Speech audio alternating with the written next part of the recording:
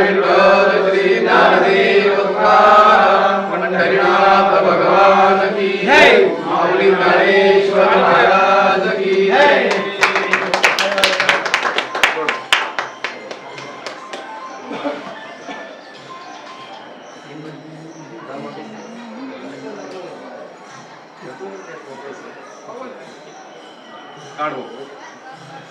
बोला रामकृष्ण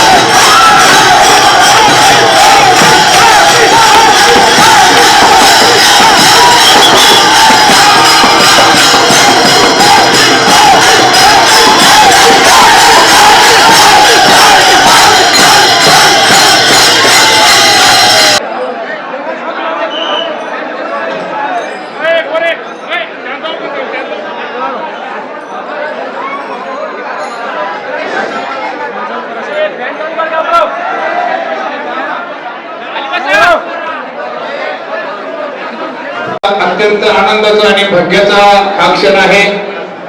कैवल्य साम्राज्य चक्रवर्ती ज्ञानोबांनी ज्या ठिकाणी ज्ञानेश्वरीची रचना केली ते ज्ञानेश्वरी रचनास्थान आणि ग्रंथराशी ज्ञानेश्वरी पालखी सोहळा, आणि या पालखी सोहळ्याचं आज अनेक अधिकारी संत महंतांच्या शुभ हस्ते या ठिकाणी प्रस्थान झालेलं आहे. प्रस्थानासाठी आलेल्या सर्व भाविकांचं, संत महंतांचं, महाराज मंडळींचं, सर्व दिंडी प्रमुखांचं, दिंडीतील सर्व वारकऱ्यांचं श्री संत ज्ञानेश्वर महाराज संस्थान व ग्रंथराज श्री ज्ञानेश्वरी पालखी सोहळा सर्व वारकरी समाजाच्या वतीनं हार्दिक हार्दिक अभिनंदन. सर्वांच्या चरणी कोटी कोटी वंदन. आपण या ठिकाणी आलात. आज संस्थांचं कर्तव्य म्हणून, माऊलींचा प्रसाद म्हणून श्रीफळ आपण सर्व दिंड्यांना आणि काही महंतांना देत आहोत. मी संस्थांचे अध्यक्ष अभंग साहेब यांना विनंती करतो, त्यांनी समोर यायचं आहे आणि श्रीफळ द्यायचं आहे. पहिलं श्रीफळ श्री संत ज्ञानेश्वर महाराज संस्थानचे विश्वस्त कैलास भाऊ जाधव येत्या श्रीफळाचा स्वीकार करतील. श्री क्षेत्र देवगड संस्थान पूजनीय बाबाजी.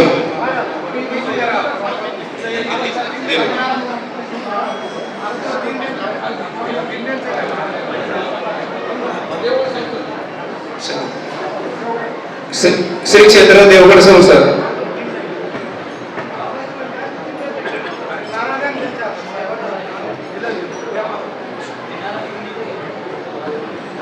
त्यानंतर श्री विठ्ठल आश्रम गंगापूर.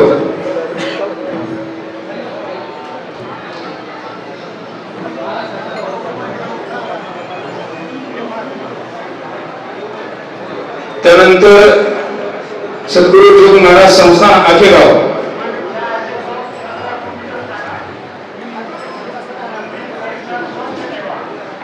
त्यानंतर गोरक्षनाथ संस्थान श्री क्षेत्र खोकर.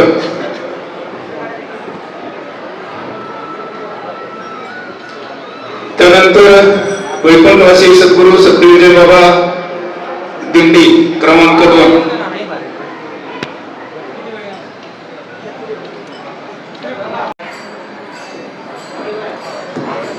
त्यानंतर विठ्ठल रुक्मिणी संस्थान खरवंडी.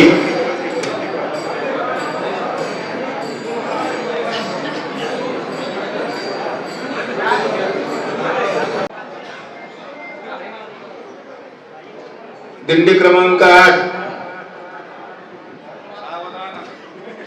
रथामागे दिंडी क्रमांक 9.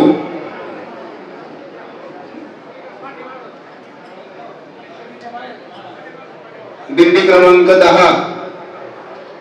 दिंडी क्रमांक 11. दिंडी क्रमांक 12. दिंडी क्रमांक 13. दिंडी क्रमांक 14. हा काही दिंडी. दिंडी क्रमांक 19 संत सेना महाराज दिंडी. दिंडी क्रमांक 20. दिंडी क्रमांक 23. दिंडी क्रमांक 24. दिंडी क्रमांक 25. जे आलेले नसतील त्यांनी रथाजवळ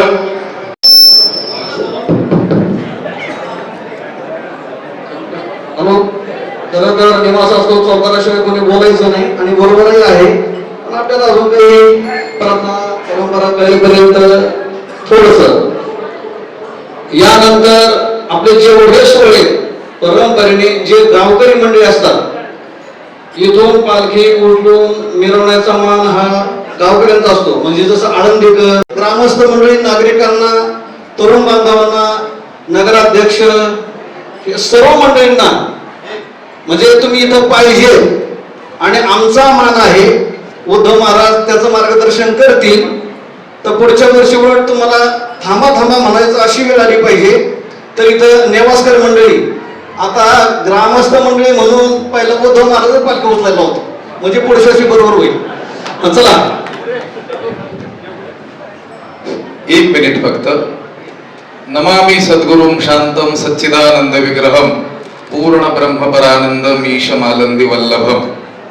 हे त्रिभुवनैक पवित्र अनादि पंचक्रोश क्षेत्र जेथ जगाचे जीवन सूत्र श्री महालया असे असं ज्ञानोबारायांनी वर्णन केलं असं हे पुण्य पावन क्षेत्र. आणि ज्ञानदेवी रचिला पाया असं जे आपण म्हणतो, तर ज्ञानेश्वर महाराजांनी ज्ञानेश्वरी रचनेच्या रूपानं वारकरी संप्रदायाची पायाभरणी या ठिकाणी केली असं हे पुण्य पावन असलेलं क्षेत्र आहे. सद्गुरु वैकुंठवासी बंशीबाबांनी आपल्या श्रीगुरु गुरुनाम गुरु मामासाहेबांच्या आज्ञेनं आणि सर्व गुरुवर्यांच्या वारकऱ्यांच्या सहकार्यानं या ज्ञान मंदिराची उभारणी आपल्या मोठ्या त्यागमय जीवनातून केली. शेकडो वर्षे इथून दिंडी पंढरपूरला जातच होती, परंतु बाबा ज्यावेळेस वारकरी शिक्षण संस्थेतून शिक्षण पूर्ण करून आले, दिंडीला एक चांगलं स्वरूप त्यांनी दिलं. आणि गेल्या वर्षीपासून आपण सर्व संत महात्म्यांच्या कृपेनं, सर्व गुरुबंधूंच्या सहकार्यानं, सगळ्यांच्या शुभेच्छेनं हा पालखी सोहळा आपण या ठिकाणाहून सुरू केला. आणि पाहता पाहता एक वर्षभरातच आपल्याला या वर्षी शासनाच्या मानाच्या दिंड्यामध्ये काय मिळालं, स्थान मिळालं. आता एक वर्षात ही घटना घडली. ही घटना घडायला अनेको वर्ष सोहळा चालवून दाखवावा लागतो. परंतु आता खरं तर मी बोललो होतो एका ठिकाणी की ज्ञानोबारायांचा आळंदी देववरून ज्याप्रमाणे तुकोबारायांचा सोहळा आहे, खरं तर या ठिकाणावरून त्याच्याही अगोदर पासून पाहिजे होता, कारण ही ज्ञानोबारायांची कर्मभूमी आहे. इथून ज्ञानोबाराय जगाला ज्ञान देऊन मग समाधिस्थ होण्याकरिता आळंदीला गेले. परंतु काही गोष्टीमध्ये आपण मागे पडलो, त्याला आपण सगळे घटक जबाबदार आहोत. अथपासून इथेपर्यंत जेवढे घटक आपण आहोत तेवढे सगळे जबाबदार आहोत. पण मला वाटतं ज्ञानोबारायांनीच आता ही मरगळ दूर करण्याचं ठरवलेलं असावं. सद्गुरु बंसी बाबांनी ही गोष्ट ठरवलेली असावी. गुरुवर्य पूजनीय गाथामूर्ती राऊत बाबा असतील, पूजनीय राम महाराज असतील, पूजनीय उद्धवजी महाराज असतील, आमचे पूजनीय गुरुबंधू गुरुतुल्य असलेले माऊली महाराज असतील, पूजनीय गुरुवर्य भास्करगिरीजी बाबा असतील, अशा सर्व संत महात्म्यांच्या आशीर्वादानं आणि बळानं, वेळोवेळा त्यांनी दिलेल्या प्रेरणेमुळं आपली ही गंगा पुढे पुढे जात आहे. आपण सर्वांनी आपलं कर्तव्य आहे की आपल्याला जे बळ, सामर्थ्य, शक्ती, प्रतिभा ईश्वरानं दिलेली आहे, ज्ञानोबारायांनी दिलेली आहे, तिचा उपयोग करून या स्थानाचं आध्यात्मिक आणि भौतिक दोन्हीही उभय ऐश्वर्य वाढवण्याकरिता आपण प्रयत्न करावा. आणि काही गोष्टी सुचत असतील त्या आम्हाला सांगाव्या, चुकत असतील तरी देखील सांगण्याचा आपल्याला काय आहे, अधिकार आहे. असो मी आपला वेळ घेतला, कारण आपला आजचा मुक्काम थोडासा लांबलेला आहे. 2-3 किलोमीटर पुढे आहे, पुन्हा नगर प्रदक्षिणा करायची, बस स्टँड वरती रिंगण आपल्याला करायचंय. त्यामुळे इथून आपण 2 मिनिटात, अवघ्या 2 मिनिटात इथून आपण बाहेर पडणार आहोत.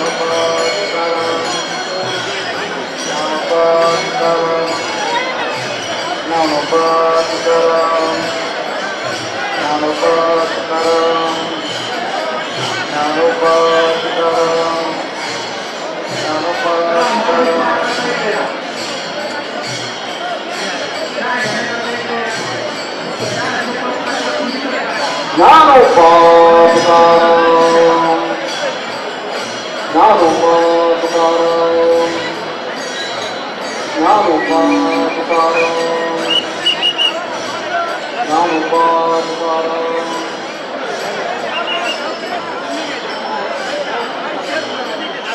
रे